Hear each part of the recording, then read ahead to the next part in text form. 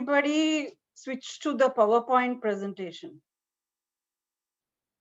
So when I'm teaching the yoga part, then you can double click on my box, Kusuma Prasanna, and then you can see me enlarged, and then you can see me performing the yoga.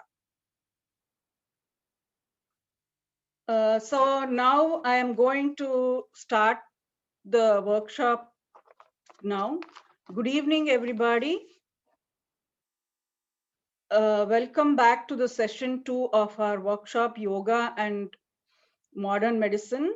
My name is Kusuma Prasanna, and I am a licensed yoga teacher.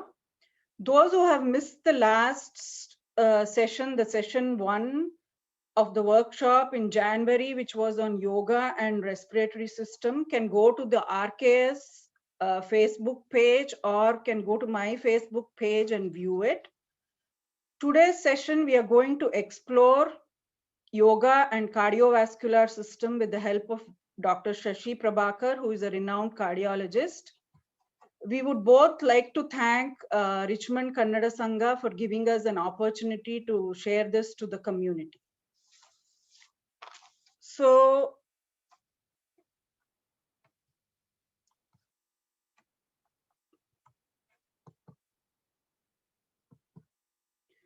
the goal of the workshop is to understand the ancient Indian practice of yoga and its philosophy in the background of modern medicine.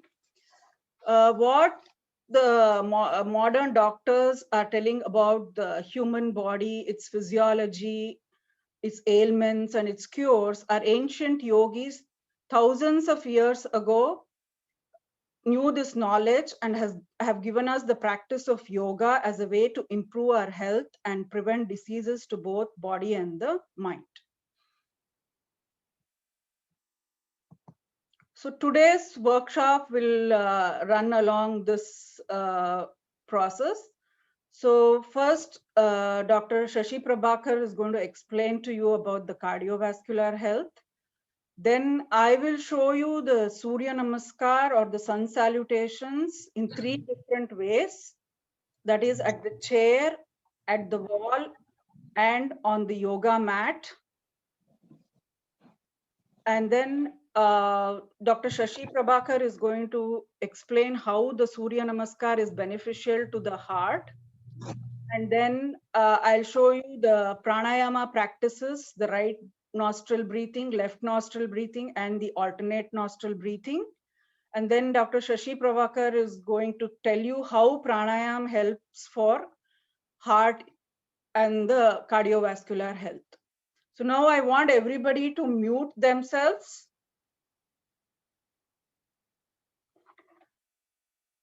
So now I'm going to hand it over to Dr. Shashi Prabhakar, who is going to explain to you about cardiovascular health.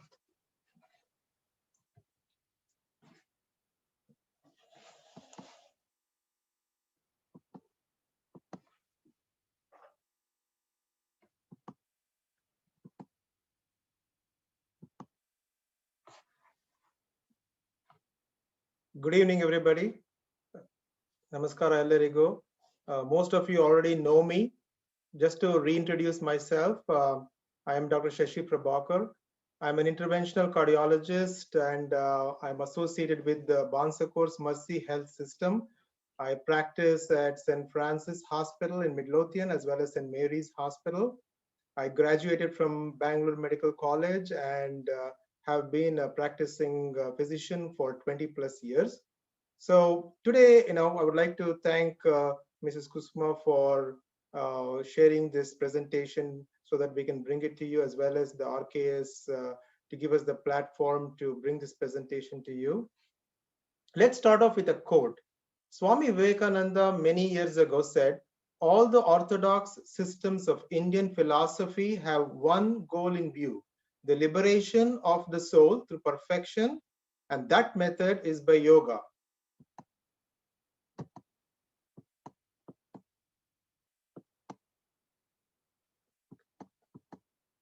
I'm having trouble moving this thing. Give us 1 second.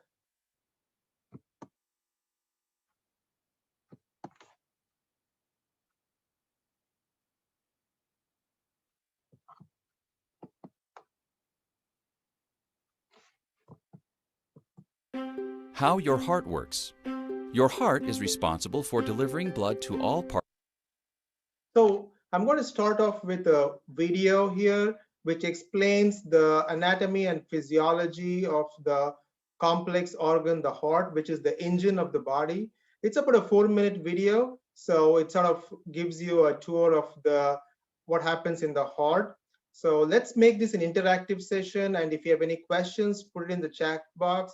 Dr. Nagesh is monitoring the chat box, and he will group all the questions, and we can answer them in the end. So here's the video, and I would advise you to go to a full screen so that you can view the video. Parts of your body. It supplies oxygen and other nutrients where needed. Arteries carry oxygen-rich blood away from your heart to nourish your body. Veins carry oxygen-poor blood from your body to your heart. The pump. Your heart is actually 2 pumps that work side by side to move blood around your body. The right side of your heart pumps blood to your lungs to receive oxygen. The left side sends the oxygen-filled blood out to your body.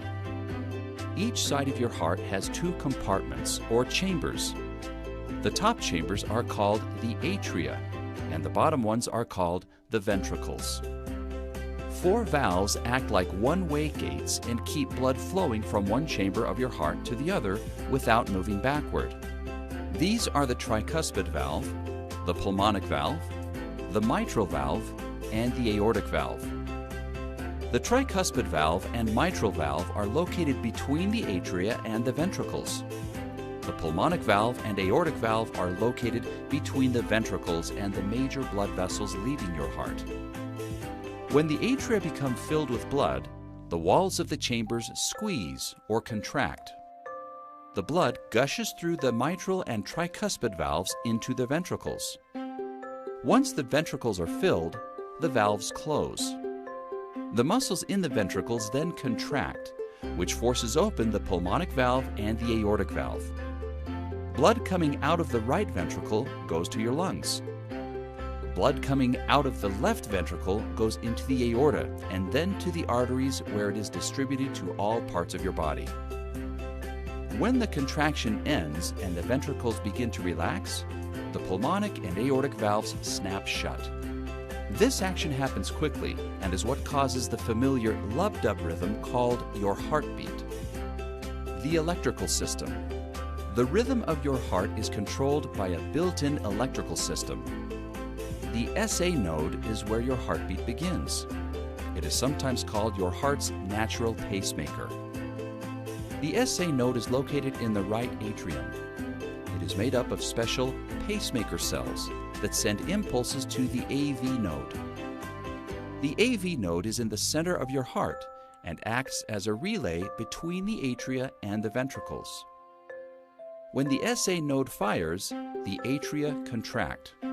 Instantly, an impulse passes to the AV node. Once the impulse passes through the AV node, it travels down through nerve fibers to the bottom of the ventricles, causing the ventricles to contract and squeeze blood out of your heart. Your heart, like any muscle, requires its own supply of blood. The coronary arteries carry oxygen-rich blood to your heart muscle. Veins carry blood depleted of oxygen away from the heart muscle. Things to remember. Your heart is a large pump powered by its own electrical system. Valves help keep blood flowing from chamber to chamber and from chamber to the body in an organized fashion. Your heart helps to recycle blood by sending oxygen-depleted blood to the lungs to be refreshed and oxygen-rich blood back out to the body. What we have learned. The right side of the heart pumps blood to the body. True or false? The answer is false. The right side of the heart pumps blood to the lungs. Heart valves open and close in one direction. True or false? The answer is true. 4 valves act like one-way gates, keeping blood flowing from one chamber to the other without moving backward. So I hope that was an informative video about the anatomy and physiology of the heart. So heart is a pump. It has its own electrical system. as well as it has got its own blood supply, because heart is any muscle, it requires blood supply for it to function. This diagram shows the same heart structure, which is cut in a vertical section. And just to reiterate, we have two upper chambers called the atrium, the two lower chambers called the ventricle, and tubes which come out of the heart, which are the aorta and the big pulmonary artery. So the blue colored area is the right side of the heart, and blood from the body comes back to the right side, goes into the lungs. And I think last session, Dr. Nagesh Kashinath did an excellent job about explaining the gas exchange in the lungs. So the carbon dioxide and oxygen exchanges, the oxygenated blood, which is the pink or red colored blood, comes back to the left side of the heart, goes into the left ventricle, and then comes out into this big tube which comes out of the heart. Usually the heart is the size of a fist, and it's located in your left side of your chest wall at a slight angle. So anything towards the right is called the right side, anything towards the left is the left side. So, why do we need to know about cardiovascular health? It is very important because, it causes various conditions, and there are many risk factors. And, stress is a very important risk factor. For cardiology, we have two big organizations, that is the American College of Cardiology and the American Heart Association. And if you go to the American Heart Association, you can see one of these web pages, and you can see a lady practicing yoga, and it says, fight stress with healthy habits. I'm just going to go over the highlights of this. So what it says is, slow down, snooze more or sleep more, let worry go, laugh it up. This is the basis of all the laughing clubs or the nage kutas, where elderly folks do it in India all the time to decrease stress. Get connected, like how we are connecting today on Zoom. So as a community, get organized, practice giving back, do volunteer work, be active every day. That's a very important thing. Either exercise, yoga, walking, it gives you vitality, and just be active every day. And more importantly, also give up bad habits. If you're smoking, that is a very big risk factor. Give up smoking. Smoking and heart health are closely interrelated. And lean into things you can change. So what are the major risk factors? The major risk factors are high blood pressure or hypertension, high cholesterol, diabetes, obesity or being overweight, and having a lot of stress, inactivity, and bad habits like smoking, excessive alcohol consumption. So what is this blood pressure? So when the heart pumps, it comes into the blood comes out of the heart into this big tube called the aorta, and it requires a pressure to keep it open. And the tube has got elastic fibers in it, and as the blood pumps and the heart pumps the blood into the tube, it expands, and then it recoils and constricts again and sends the blood forward. The pressure in this tube is what is called the blood pressure, and the normal blood pressure is around 120/80 millimeters of mercury. And as the blood pressure starts increasing, it starts causing problems. This is a cartoon showing the same about how the blood gets pumped out of the heart. The red blood comes out of the heart and goes into this big red tube called the aorta, and the blue blood, or the blue deoxygenated blood, comes back into the heart. So I'm going to share some statistics with you. The intention is not to scare you, but to make you aware of why we need to control all these risk factors. So the World Health Organization statistics say that hypertension or elevated blood pressure is a serious medical condition that significantly affects not only the heart, but the brain, the kidney, and causes many other diseases. The world's population is about 7.8 billion, and out of that, about 1.13 billion people worldwide have hypertension. It's called the silent killer. And most of them, 2/3, live in low and middle income countries. In 2015, 1 in 4 men and 1 in 5 women had high blood pressure. But more importantly, look at the statistics. Fewer than 1 in 5 have their blood pressure under control, and that's a big problem. According to CDC, that is Center for Disease Control Statistics, heart disease is the leading cause of death for men, women, and most racial and ethnic groups in the United States. One person dies approximately every 36 seconds related to some kind of cardiovascular disease. And this equates to about 655,000 Americans. That's 1 in 4 deaths is attributed to cardiovascular disease. Now, this diagram again shows the aorta and the wall of the aorta, which is the tube which comes out of the heart.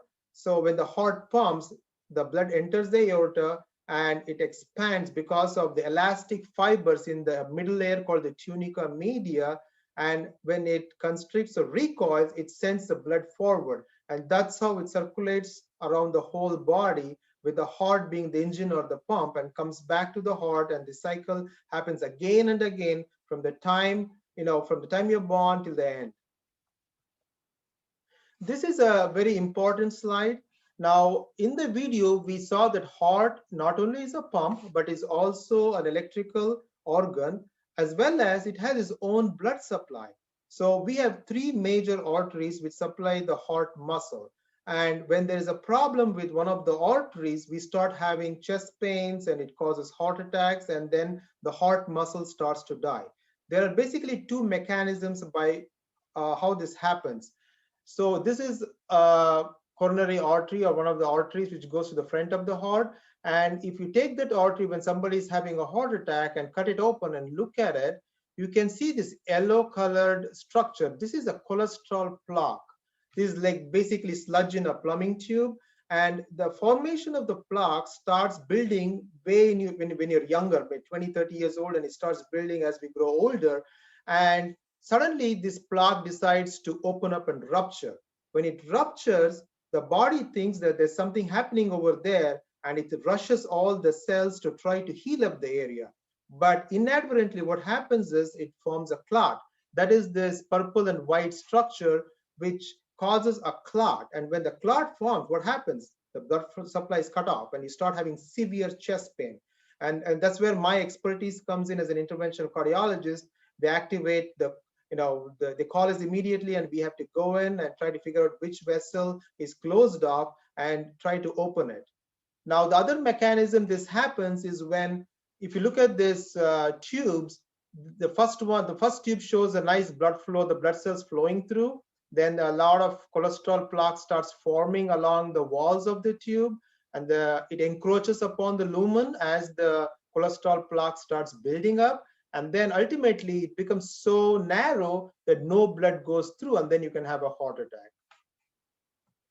So this is what happens when we go in and try to put a stent into those arteries to open it up. So what happens is we do what is called a heart catheterization, and we find out which vessel is blocked. We send a small wire down into the tube, and then we put a balloon on top of the wire, go to where the area is blocked off and open it up, trying to restore blood flow. And to keep the vessel or the tube open, we put in what is called a stent. A stent is like a scaffolding. If you think of the old ballpoint pens, there's a spring at the tip of it. It's basically like that. So it's crimped on a balloon, and we put the wire down, put the stent over the wire, and open up the balloon. The stent opens up and it lines the wall so it doesn't collapse back. Then we remove the balloon and leave the stent behind, keeping the blood flow going to the rest of the heart. Now I'm going to hand it back to Ms. Kusuma to go over the yoga session. Thank you, Dr. Shashi. Now, you saw that what are the reasons that can go wrong with your heart. So yoga is one of the good type of exercises which is beneficial for your cardiovascular health. So there are some yoga poses like standing forward bend, extended triangle pose, bridge pose, chair pose, head to knee pose, which are good for the flexibility of the muscle, because as Dr. Shashi said, it is also a muscle. Then relaxation and sleep. So this takes care of your stress.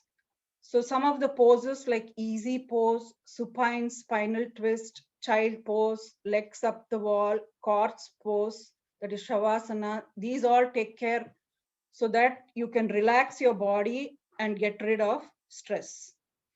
So yoga helps in maintaining a good cardiovascular health by reducing stress and anxiety. It lowers your blood pressure. It helps in lowering your cholesterol, good circulation of blood in the arteries, and it's a very helpful tool for smokers to quit smoking. As Dr. Shashi said, smoking and heart health don't go together. So today we are going to learn Surya Namaskar, the sun salutations. So why is this helpful for your heart?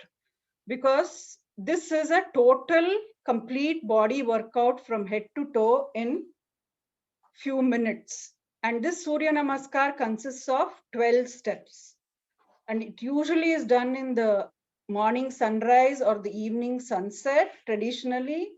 But now with the busy lifestyles, whenever you can incorporate it in your life in the day, it is good enough. So you can do it at the time that is suitable for you.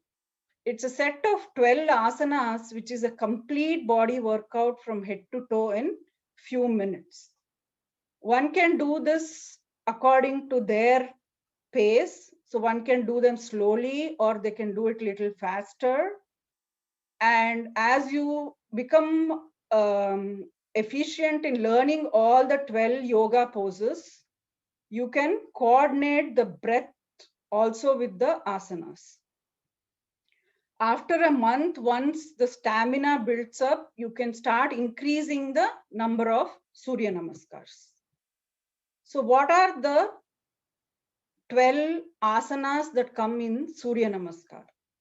So you first stand in standing position, that is mountain pose, and then you bend backwards, Ardha Chakrasana, then you do the forward bend, Pada Hastasana, then do the horse riding pose or the Ashwasanchalana, plank, then the child's pose, and then the cobra or the Bhujangasana, then the Ashtanga Namaskara, then the downward facing dog pose, the Adhomukha Svanasana, then again horse riding pose, Ashwasanchalana, then forward bend, then backward bend, and back to mountain pose. This 12 steps count for 1/2 Surya Namaskar for the right leg. So while doing the horse riding pose, you will take your right leg back first. So that constitutes Surya Namaskar for the right leg. Then you will have to repeat the same steps for your left leg.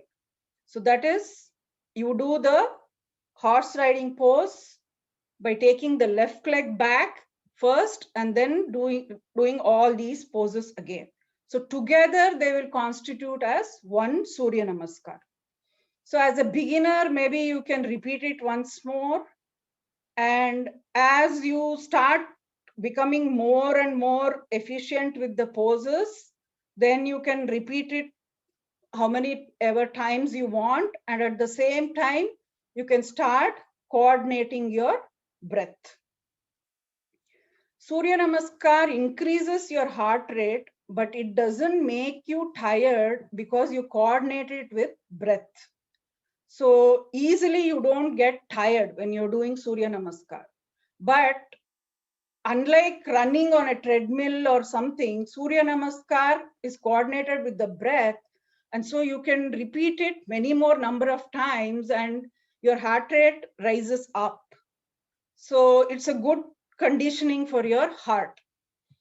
That's why once you do Surya Namaskar, it's always recommended to do Shavasana or the rest pose, corpse pose for 3 to 5 minutes so that your heart rate comes back to its normal rate. Since it has rised up, you want to give it some time so that it comes to the normal rate. So usually this Surya Namaskar, the traditional Surya Namaskar is done at the yoga mat. But some people have limitations. So even they can do Surya Namaskar sitting on a chair or taking the support of a wall and do the Surya Namaskar and reap the benefits of it. So that's why today I'm going to show you Surya Namaskar sitting on a chair and at the wall, and also traditionally how you do in the yoga mat. And one note of caution while doing this is, please do not push yourself to the final pose. And you should remember that asana should be, like according to Patanjali, it should be steady and comfortable. You don't have to excessively put pressure on yourself to reach the final pose. To reach the final pose, there are many factors involved, like how your body is structured, how your bones are structured, how flexible your muscles are.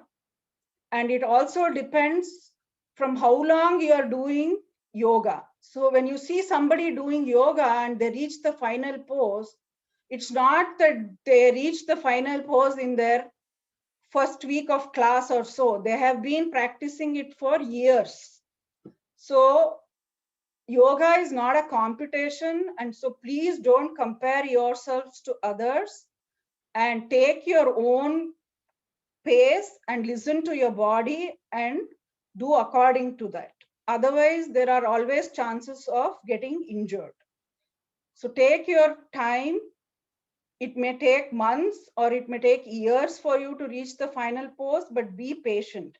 When you're attempting the pose, your muscles are getting exercised, they are getting strengthened and stretched. It's not that you're not getting any benefit because you're not doing the final pose. And so for Surya Namaskar, we always coordinate it with breath. So initially, don't worry about the breath. So initially, try to learn all these 12 poses. And as you become perfect in the poses, then you coordinate the breath with it. And in yoga, it is always whenever you bend backwards, you inhale. And whenever you bend forward, it is exhale. So remember that. Backward bend is inhale and forward bend is exhale. So now I'm going to show chair Surya Namaskar.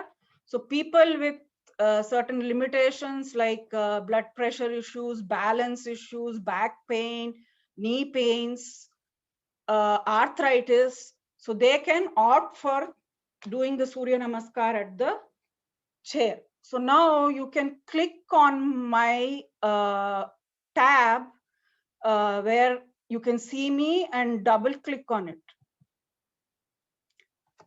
so that then you can see me in full screen.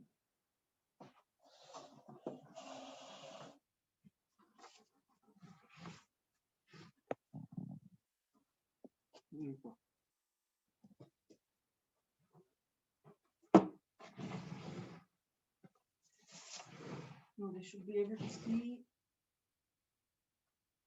Let me go a little back.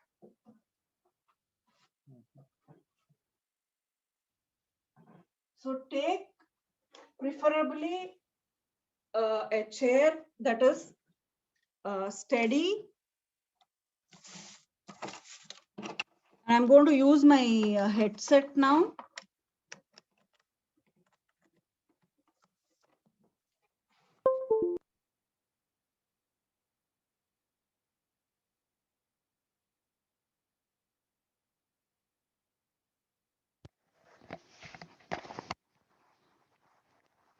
Now take a chair that is steady and preferably with no side arms. So it can be a plastic chair like this, or you can have a dining chair which has no side arms so that it will be easy for you to move. So first, sit comfortably in normal position. So where your spine is tall and elongated. Now bring your palms to the heart center in Anjali Mudra. So this Namaskara is the Anjali Mudra. So now inhaling, raise your hands up and look to the ceiling. Exhaling, push your upper body towards the thighs, one vertebra at a time, and move your palms towards the ground. This is your forward bend or the Pada Hastasana. Then inhaling, raise your right leg up and catch your shin that is below your knees with both your palms and look back. If possible, you can keep the foot on the chair, but please listen to your body. Even if you can't keep it on the chair, it's okay. Just attempt to lift the foot off the floor and catch your below your knees and look up and bend back by making an arch in your spine. And then exhaling, bend yourself, your upper body forward as though you're going to touch your forehead to the knee.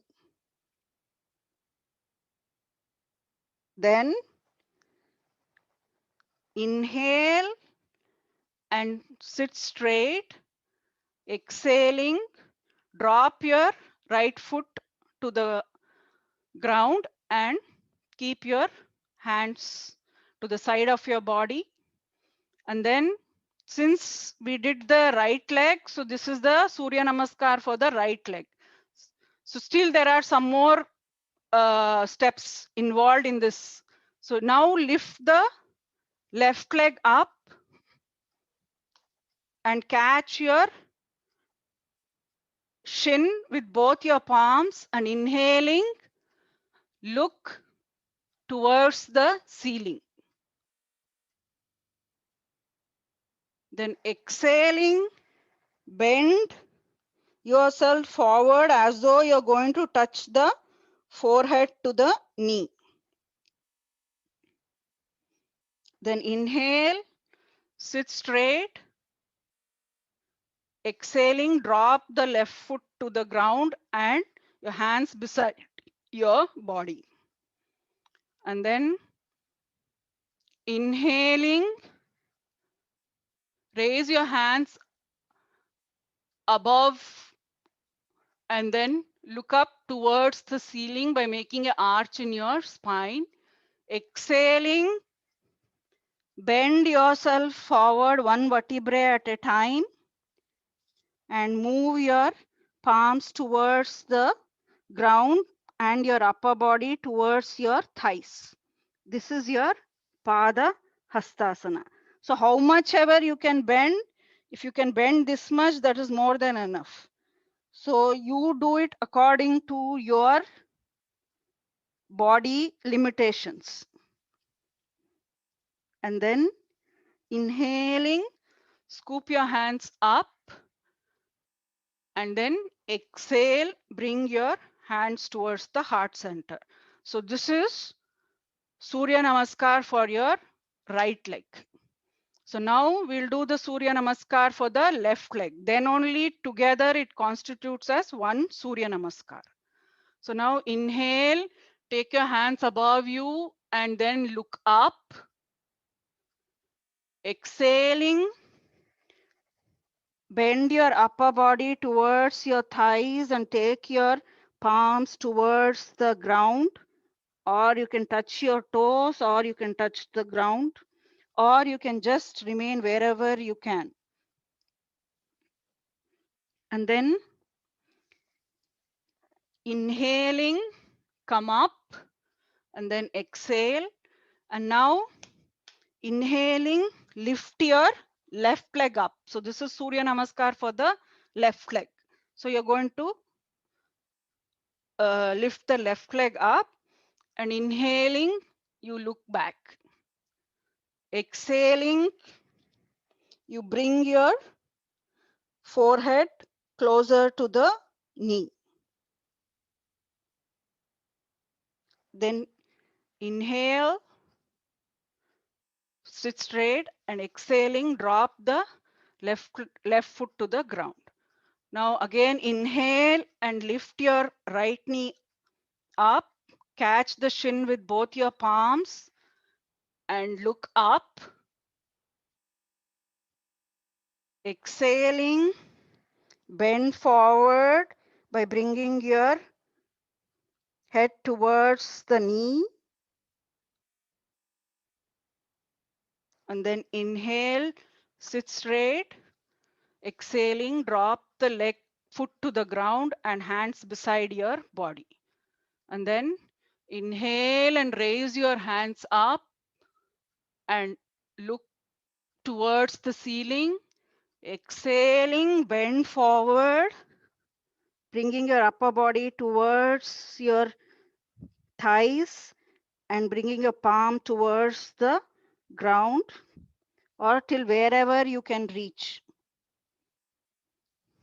Then inhaling, raise your hands up. Exhale, bring your hands towards the heart center. So this is Surya Namaskar for the left leg. So together it constitutes as one Surya Namaskar. So maybe as a beginner, you can do once more. And as you start learning the poses, you can incorporate the breath. The inhale is when you bend backwards and exhale is when you bend forward. So anybody who can sit in a chair can practice this. So next, if you have practiced in the chair and you have been practicing for a while, and now you feel confident that you can stand, but still you need some support because you're still worried whether you need any support if you lose balance, or you don't want to bend your knees too much, not bend your back, and you don't want to aggravate any of the pains and stuff, then you can use the wall. So here, stand in front of the wall with little distance between you and the wall. And so whenever you feel you're losing balance or you need some support, you can always catch the wall as your support. So now inhale and raise your hands up and make an arch in your spine and look up. This is your backward bend.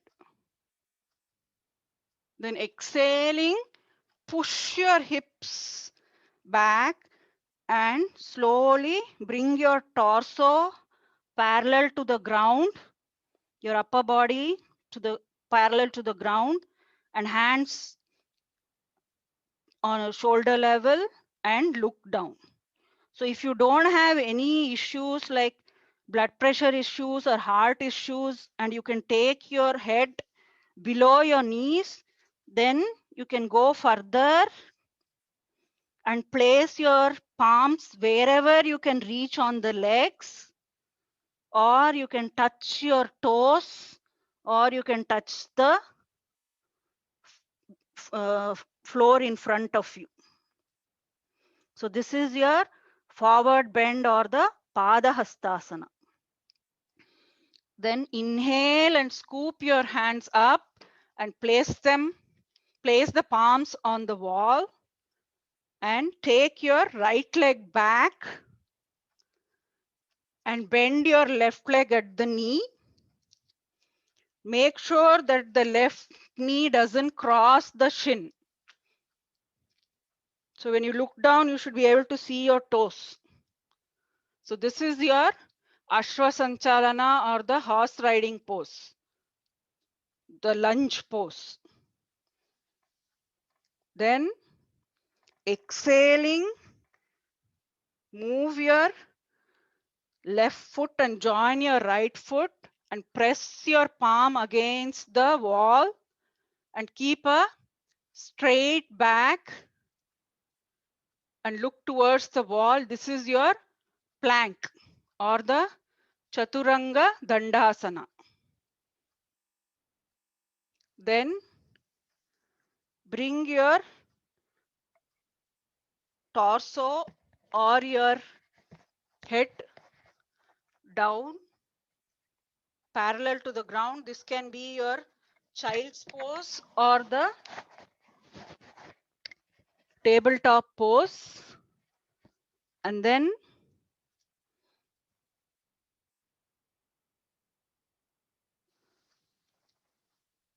inhale and bring your abdomen towards the wall and make a arch in your spine and look up.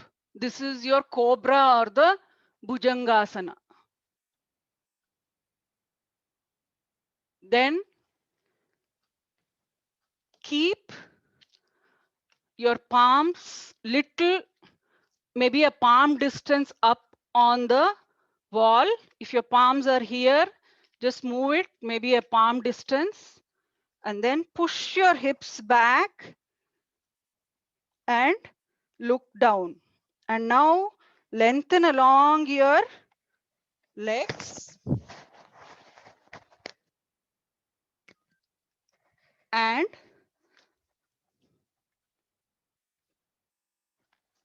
press the feet firmly on the ground and the palms to the wall and look down. This is your Adhomukha Svanasana or your downward dog.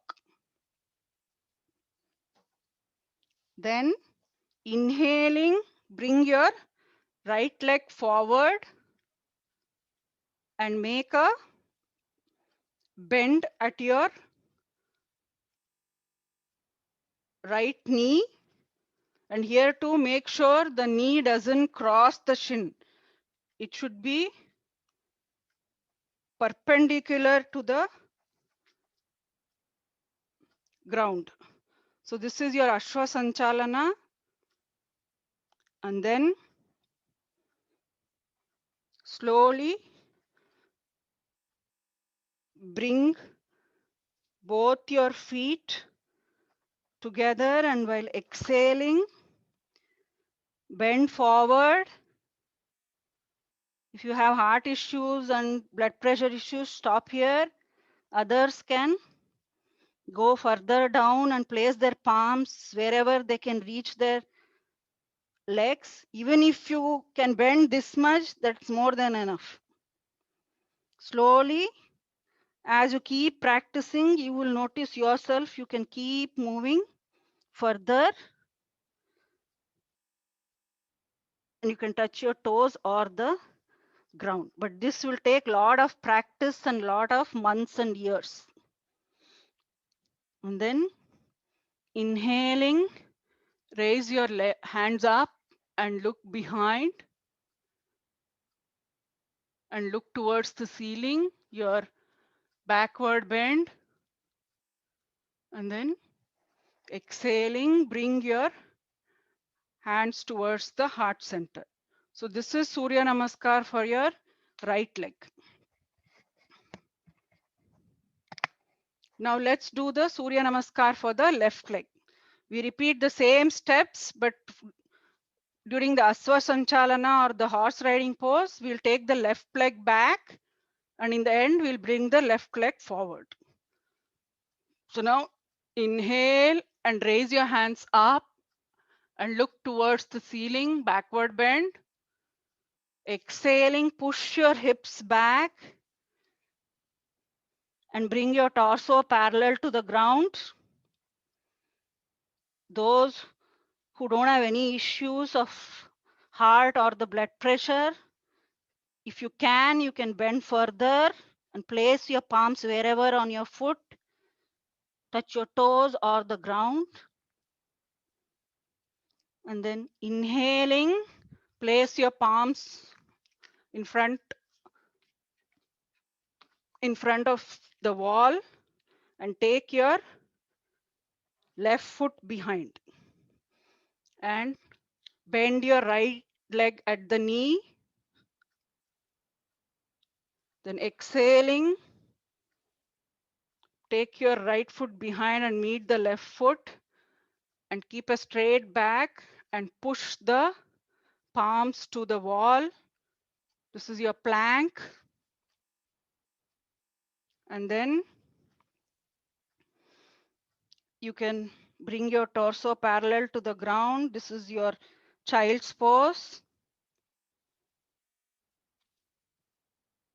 And then inhaling, push your abdomen towards your wall, making an arch in your spine and look up.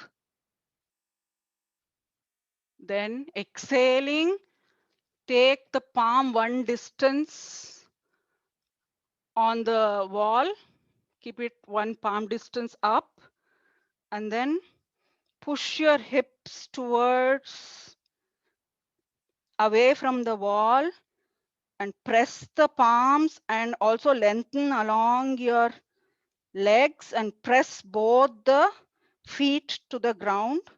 This is your downward facing dog, Adho Mukha Svanasana. Then inhaling, bring your left leg forward and bend at the knee.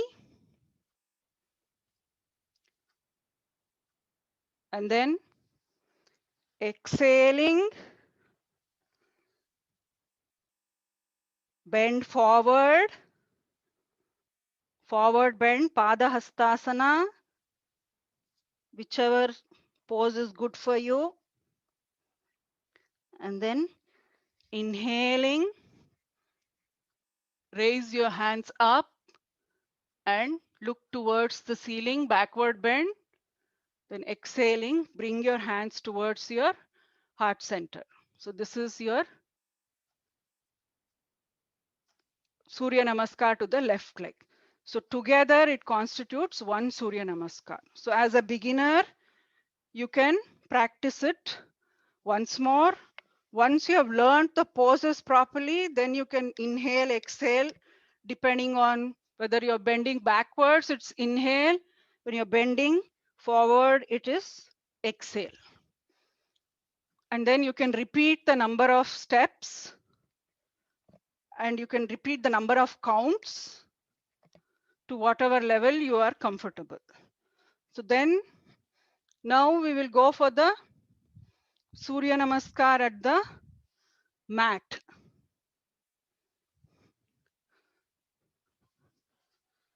So this is the traditional Surya Namaskar usually people do, but I showed you the variation of this on the chair and the wall.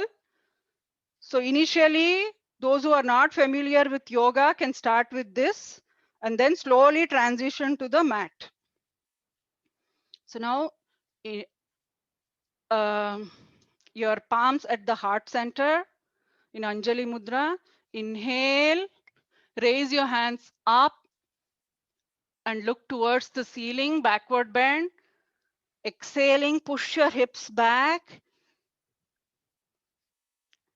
and bend forward, trying to bring your palms towards the mat. Forward bend or Pada Hastasana.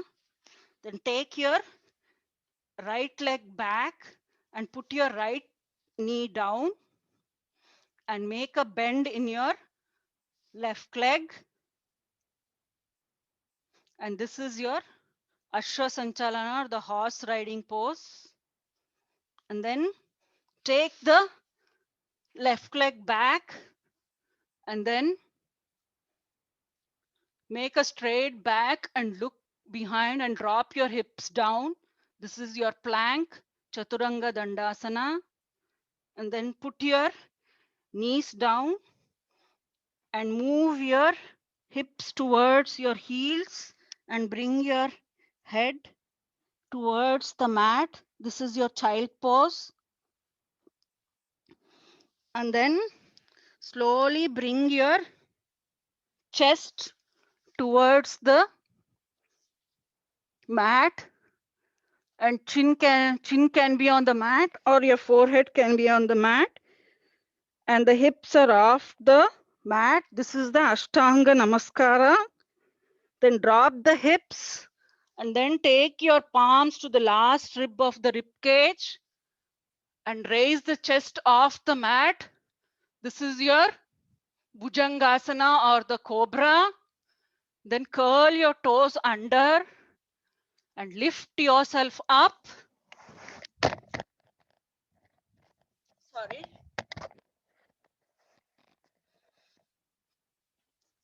Let me show you from the Ashtanga Namaskara, then cobra. And then lift yourself up, curl the toes under, and then lift the hips towards the ceiling, lengthen along your legs, and put both the palms on the mat as well as your feet on the mat. Initially, your feet may be off the mat. As you keep doing the asana slowly, you will be able to then later, after a few months, put the both feet down. And then drop your knees to the ground and then bring your right leg in between your palms and left knee is down, and look up. And here too, the knee shouldn't be like this and cross the shin. It should be perpendicular to the mat at a 90-degree angle. And then lift yourself up in the runner's pose, like as though you are going to run, and then bring the left leg forward, and you are in the forward bend. And then inhale, raise yourself up and look above by making an arch in your spine, backward bend. And then exhaling, come to the heart center. So this is Surya Namaskar for the right leg. Now we'll do for the left leg. So inhale, backward bend, forward bend, Padahastasana. Take your left leg behind, put the left knee down and bend at the right knee and look up. This is your Ashwa Sanchalana. Then take the right leg behind, drop your hips down and look straight. This is your plank.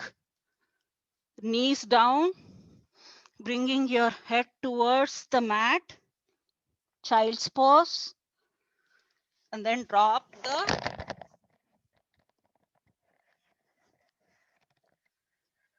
chest to the mat with the hips raised. This is your Ashtanga Namaskara. This is your cobra.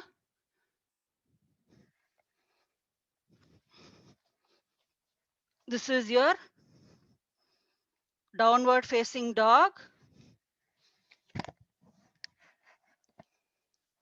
And then bring your left foot forward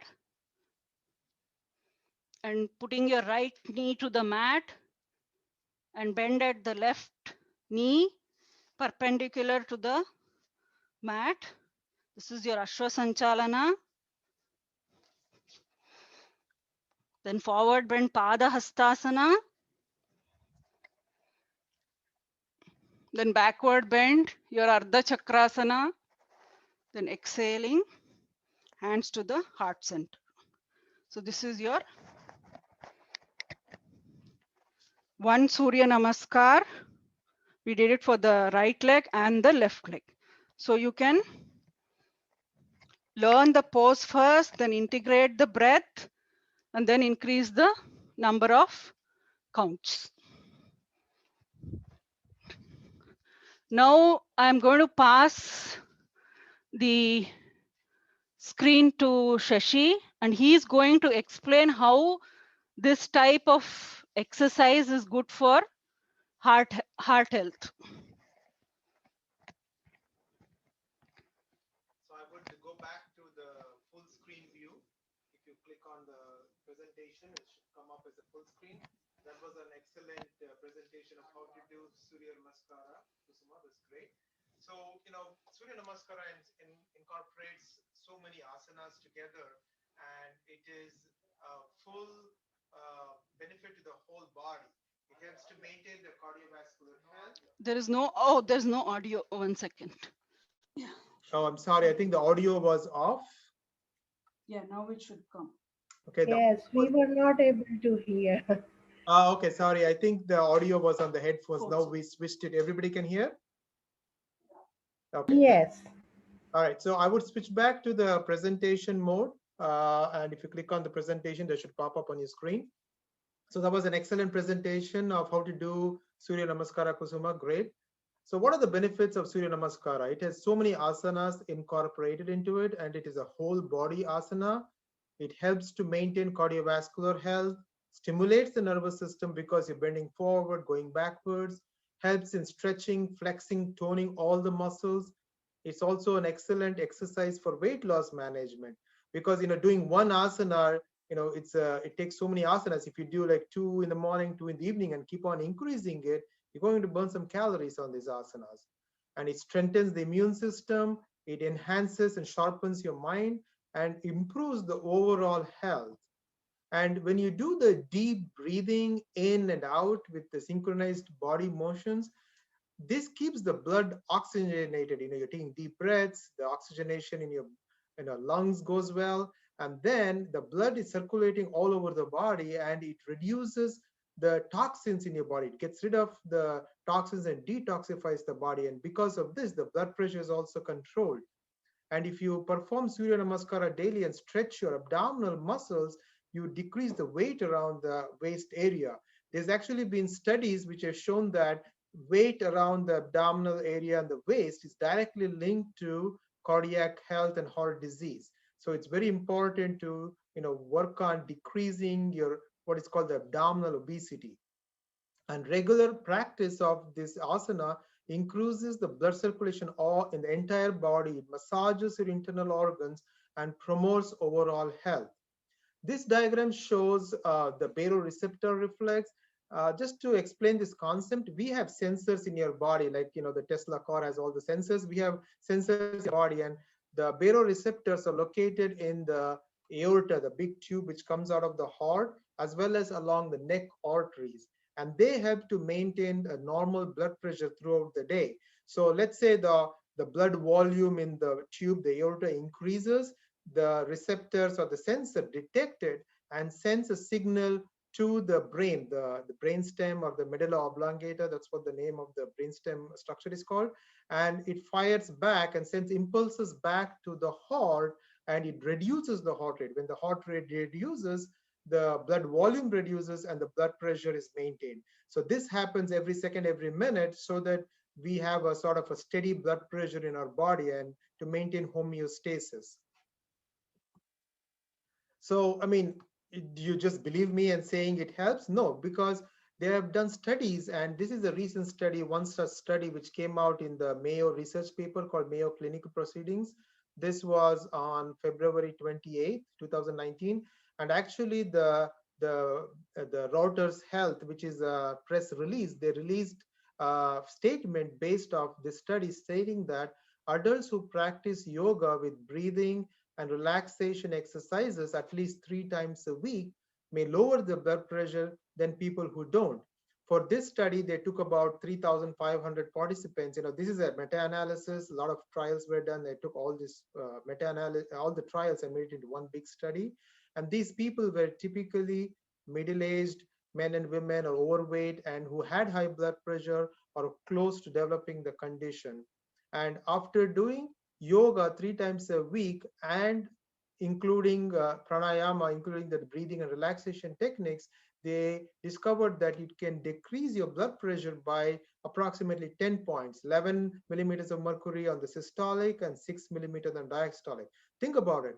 You know, a lot of us have a little bit of a higher blood pressure and we go to the doctors and we measure it and they say, you know, do this, do that, or go on medications. If you have a borderline elevated blood pressure, if you do lifestyle modification, start doing yoga, and you can actually reduce it by 10 points. Or people who are already on blood pressure medications and they're trying to get it down to the normal level, if you incorporate yoga, you can reduce your blood pressure. I'm a big proponent of yoga and I try to incorporate it in my daily routine. Of course, I don't do it as rigorously as I should, but after going through all the data, I feel very strongly that yoga is a very good exercise regimen, or doing yoga 3 times or 4 times a week is very important. But the caveat is, even in the study, they say that be careful. You know, not every yoga fits everybody. Look at your physical limitations and your medical conditions. Get a qualified instructor to teach you, and maybe, you know, what works for one person does not work for the other person. And so Mrs. Kusuma showed about the chair yoga and standing yoga. So whichever works for you, you know, do that kind of yoga. That is very important so that you don't get hurt. The other risk factor is cholesterol, and of course, you know, yoga helps reducing cholesterol. By doing yoga, you reduce your stress level and it decreases the stress hormones, and when you do that, it reduces your cholesterol. It stimulates the endocrine system. Dr. Anil will go over the endocrine system in the next presentation, and you know, this in turn helps you lose weight. It builds stamina. It gives you vitality and vigor so that you can go about your daily activity, you know, so that you are less sedentary.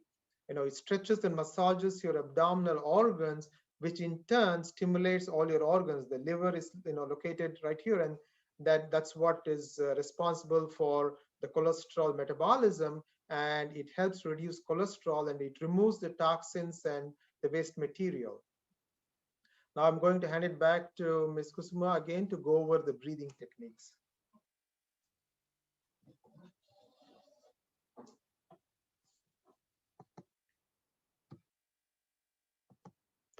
So last time we did some pranayama practices, and during that time I told you that there are many nadis in the human body, but these 3 nadis are the important ones: the Pingala, Ida, and Sushumna. The Pingala nadi, that goes through your right nostril, and Ida, it goes through your left nostril, and Sushumna, which goes along your spinal cord, and it terminates in your eyebrow center, that is in between your eyebrows. So the goal of the pranayama is always to balance the breath between your Ida and Pingala and make you breathe through this Sushumna nadi. So then it reduces all your stress, and it is very useful for many other health benefits. So the benefits of pranayama is smooth rhythmic breathing with healthy lungs, strong lung muscles, good for seasonal allergies and asthma patient, reduces stress, controls the blood pressure, in turn, which is good for the heart. And it also is good for your mental health because it controls your thoughts, emotions, and it's a great tool to maintain good mental health. And so last month in the January session, we learned about 1:2 breathing. That is, exhalation should be always longer than the inhalation. The abdominal breathing, like when you are exhaling, you utter the word ah. And for the thoracic breathing, while exhaling, you utter the word you, oo. And for the clavicular breathing, you utter the word And the whole yogic breathing, while exhaling, you utter all the 3 sounds, ah, oo, and So today, if anybody has doubts about this, they can go to the RKS Facebook page, and you have the first session there, and we have the instructions on how to do this. And today I'm going to teach you right nostril breathing, left nostril breathing, and alternate nostril breathing.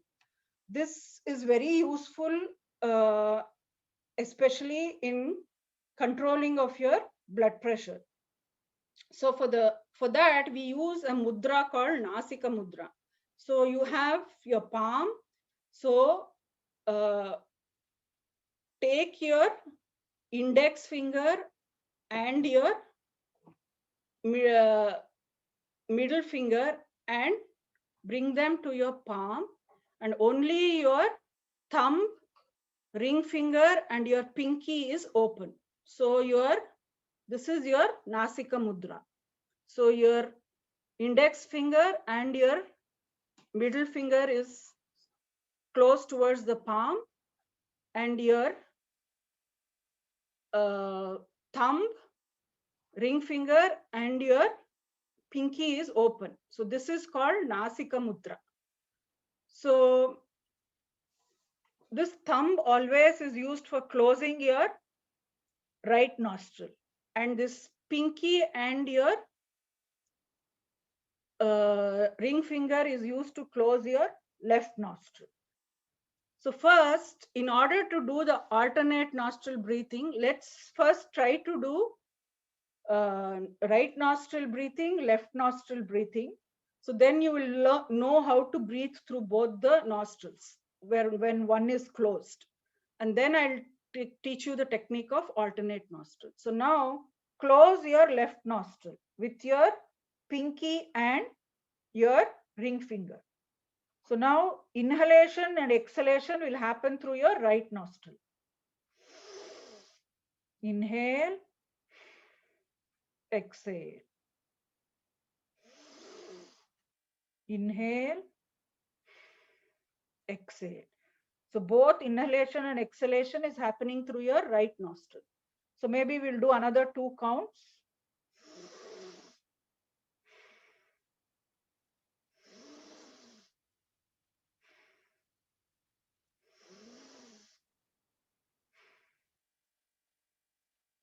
Now let's see how to breathe through only the left nostril. So now close the right nostril with your thumb and inhale, exhale. Both of them are happening through your left nostril. So let us do 2 or 3 more counts.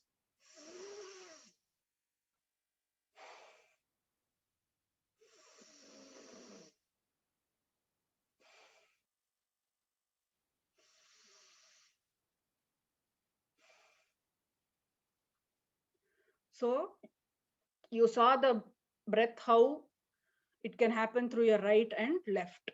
Now we'll do the alternate nostril breathing. That is the Nadi Shuddhi Pranayama. So for right nostril breathing, actually people who have heart issues and blood pressure issues, they should not do too much. So 5 counts is okay. And for left nostril breathing, those who have little anxiety and those who are overweight shouldn't do it. But 5 counts won't matter. So that's why I told you to do 5 counts of each for right and left nostril. Whereas alternate nostril breathing, anybody can do this. So that's why it's a very good practice. So there are no limitations for this. So now hold in the Nasika Mudra. And now here one point you should remember is you inhale through one nostril, exhalation always happens through the opposite nostril. So now let's close the left nostril. So now breathe through your right nostril. And now close your right nostril and exhale through your left nostril. Now again inhale through your left nostril, close the left nostril, open the right nostril and exhale. Inhale, close the right, open left and exhale. Then inhale to the same left, close left, exhale through your right. So remember that exhalation is always opposite. Now, inhale through right, exhale through left, inhale through left, exhale through right, inhale through right, exhale through left. So you can do like maybe initially start with 5 and then increase, and maybe you can do few times. And so this, anybody can do this. So the only point to remember is when you inhale through one nostril, you're exhaling through the opposite nostril, and then you're inhaling through the same nostril and exhaling through the opposite nostril. So exhalation is always happening opposite. So that's why it's known as alternate nostril breathing. So this is really a good breathing pranayam, which can be done by anybody, and it is very good for stress relief and to decrease your blood pressure. Now I'm going to hand it over to Dr. Shashi. He's going to tell you the benefits from the medical standpoint of view. So pranayama is very important. One second, let me go to the previous slide. So she just showed you the alternate nostril breathing, and it's very important to do pranayama in addition to the asanas which you do, because it helps you with your heart rate and blood pressure. It lowers the stress and improves the cardiovascular function. It improves your lung capacity and respiratory endurance so that you can do your asanas. It lowers your heart rate. And it's important to lower your heart rate because remember, the heart is beating from the beginning of life to end. And the lesser it beats, the less oxygen it uses, it's better. In fact, just as a side note, a lot of this high competitive athletes like LeBron James, they live at a very low heart rate. They live at around 38, 40. So when they're on the basketball courts or whatever sport they're in, they can increase their activity level to a very high level. And overall, it actually promotes well-being because all your organs are getting perfused or getting a lot of blood flow. So I just quote one study just to show this fact, and this was in the International Journal of Yoga in India, and it effect of fast and slow pranayama on the perceived stress and cardiovascular parameters in young healthcare students. And it demonstrated that there's different kinds of pranayamas, and we haven't gone deeply into it, and she will go into that. There's a slow pranayama and a fast pranayama, but the slow pranayama, it actually helps not only just reducing stress, but you can actually measure the physiological parameters and see that it's your blood pressure decreases, your heart rate decreases, and it can be done by everybody. Whereas the faster pranayamas is more suitable for people with a stable cardiovascular function. So I'm just going to, actually, another side note is that, Hillary Clinton during her presidency and during her presidency run and when she was secretary, she practices this alternate nostril breathing to bring calm and balance to her life, especially when she was giving the speeches or stressed about doing things. So just to finish in the end, I'm going to give some take-home points. Taking care of one's health, especially the cardiovascular health, is very important because of the statistics which I showed you earlier. The risk factors, hypertension, high cholesterol, diabetes, stress, obesity, overweight, bad habits, smoking, especially excessive alcohol consumption. These are all the major risk factors for cardiovascular health and heart disease. It is a leading cause of death in men, women, and in most racial and ethnic groups, across groups in the United States. And if you incorporate the practice of yoga and pranayama in your daily routine, it will reduce stress and decrease risk factors which cause the cardiovascular disease. So I just want to end by thanking Mrs. Kusuma for giving me this opportunity to work with her and bring this presentation to you, and to RKS for giving us a platform to bring it to the community. So let's be interactive, and please, put on your cameras and ask questions, or send it through the chat, and we'll answer to the best of our ability. Thank you so much for listening. And here is our emails and phone numbers. And the next session will be on March 20th. Make a note of this time and date. And it'll be about yoga chakra system and the endocrine glands. And Mrs. Kusuma and Dr. Anil Kumar will give the presentation. Thank you once again.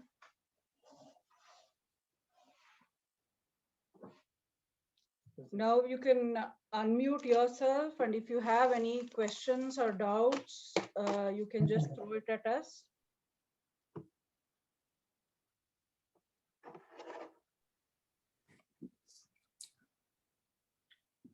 Okay.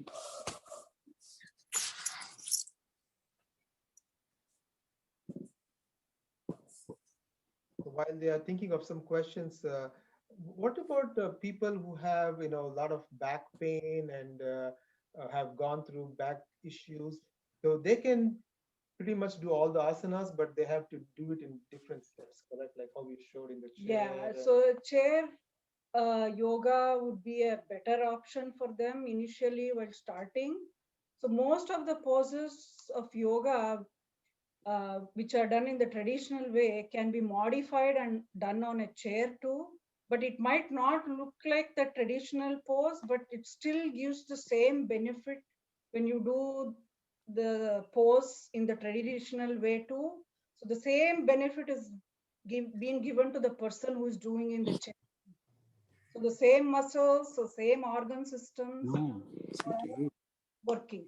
And so the final pose is not important. It's the No. whole process of doing the yoga. It gives you the same benefit. And after a while, you can do more and more as you go along. Is that correct? That's what I told. So final pose is not the important thing always.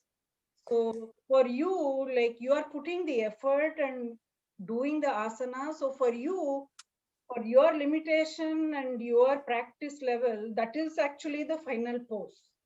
So a person who has been practicing for a long while and who is flexible, for them, if they touch the floor, that is their final pose. So final pose concept is actually not the things you see in advertisements and stuff where you have people who are thin and blonde and it can twist and turn however they want. That is not the real yoga. So the real yoga is on what muscle it acts on and what organ systems are being involved in that. So anybody can reap the benefit, whether sitting in a chair or taking the wall as the support. So modifications can be done with props and stuff, and you can still get the same benefit. I think that is a very important point. A lot of people get frustrated because they can't do it well, but it's the whole process of doing it, because I think it perfuses or increases the blood supply to all the organs. That's important. The other question I had is there I know you said you can do it anytime, but a lot of people have blood pressure medications. Sorry, there was some static. A lot of people have blood pressure medications. Is there a particular time you can do the yoga, or should we just not worry about it too much? Does it matter? If you have blood pressure issues, the only point you have to note is whenever you're doing a forward bend, don't take your head below your knees. Okay. So always keep your upper body parallel to the ground or the mat. So if you are putting your head down, then all the blood will get directed towards your heart and your brain. So that puts a lot of strain on your heart. So instead of that, as I showed you in the walk, like you can always just be parallel to the floor and keep your hands to the shoulder level. So you need not have to bend all the way in. That makes sense, because when you come up, your blood pressure. So Shashi and Kusuma, this is Anil. Oh, yeah. Yeah, this is a wonderful session. Actually, it was very informative, and all the slides, I think it was great. And we did actually learn a lot from this session too. But I have actually, I think Ramesh also has probably posed a question on the chat. You can probably answer that in terms of exhalation, inhalation. That is one question. But I have also in general questions in terms of can you tell in terms of the sequence in terms of doing the yoga followed by breathing? That's number one question. The second question is, and in between yoga, how much time that you recommend before or after eating? And the third one is relaxation of yoga with the shavasana. If you can comment on those three. Okay, so for the breathing part, I told you in the beginning, but I'll tell it to you again. So the breathing always for the asanas where you are going to bend back and lift your head and look towards the ceiling, those are called as backward bends. So because there will be arch in your spine, so your upper body will be bent back. So for those asanas, you have to inhale. So like the backward bend, the Ardha Chakrasana, then your Cobra pose, the Gujangasana. So those are all backward bends. So for that, whenever you're doing the pose, when you're bending backwards, you inhale and go back. And when you're bending forward, it's going to be exhale. So all exhalations happen when you bend your upper body towards the mat or towards the floor. So that is the important part to note. So you yourself, when you're doing the asana, you can see whether you are bending backwards or whether it depends on the backward bend of the spine, whether your spine is bent backwards or is the spine bending forward. So depending on those positions, if its spine is bent backwards, forming an arch, then you do the inhalation.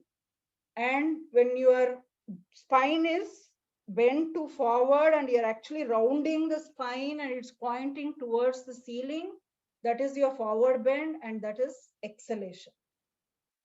And usually better to eat your meals before 3 to 4 hours before you do the yogasana.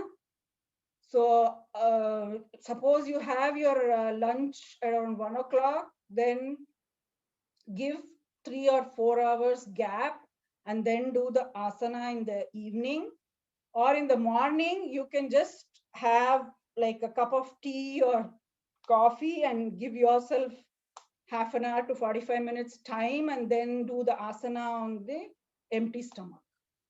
So having a heavy food, and if you do the asana, when you are doing asanas, sometimes what happens if the abdomen gets pressed, like you will feel as though you are going to throw up. The food is, the abdomen presses and it makes you feel that as though the food is going back towards the esophagus and you are going to throw up. Or you might get some burps. So you can then taste the food in your esophagus.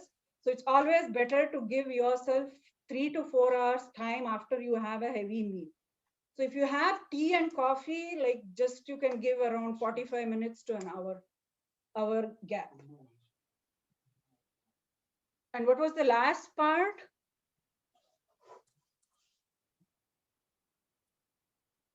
Anil, what was the first one? I think you answered. The second one was wanted to ask you the sequence of yoga versus pranayama or pranayama versus yoga. Oh, okay. And the second sub question is whether you had to do like shavasana or relaxation in between. Yeah, actually, according to the Patanjali's 8 limbs, asana or the yoga poses come first because they want you to first energize yourself and energize the body. And then once you're a little physically fit, then want to incorporate the breath. So always the yoga poses come first and then comes the pranayama practice. And then for shavasana, like you have, for after Surya Namaskar, it's a must to do shavasana, like 3 to 5 minutes. And after the entire yoga poses, before starting pranayama, to do the shavasana for at least minimum 5 minutes. I like that. It's very easy one to do. Yeah. Yeah, but I think it's also important once you have increased your heart Heart rate rate, in yeah, all the that is- asanas, but in Shavasana, Yeah. you sort of slow everything Thing down, and it comes back to what is called homeostasis. Or, Yeah, that's why after the yoga poses, to do the Shavasana and then bring down your heart rate and then do the pranayama. And then after pranayama, then you can do the meditation. So that is the order or the sequence. Dr. Nagesh, any questions? I have a question. Given the holistic approach to medicine, is your hospital offering any yoga or meditation to patients? I know at least for the Veterans Health System offers yoga and meditation and pranayama techniques to the patients. There is an instructor, and they also started offering to employees and free of cost. Is there something which more and more hospitals are incorporating into their practice? I think that's a very good question. I think it is important to do so, and it's not caught up yet because I'm sure for monetary and lack of insurance payment reasons. But I think we are going more towards the holistic approach because a lot of the chronic conditions which we have, we don't have any treatments for them. And especially now with, yoga is showing that in cancer patients is really helping them a lot too with pain control and other things. So, I mean, at least from my standpoint, yoga is a very important aspect. It's about 3,000, 4,000 years old. And after, Swami Vivekananda introduced it in the late 1890s or 1900s, it's boomed everywhere. Everywhere there's a yoga place to do. I think everybody knows that it is important. We just need to get it done. And I think all of us working together, it's important to bring this message to the community. And another question in a similar line. Have you, in your practice, have you seen any patient who is on a lot of antihypertensive medication, that is the blood pressure medication? Some of them, I see them 3 or 4 medications along with diabetes medicines.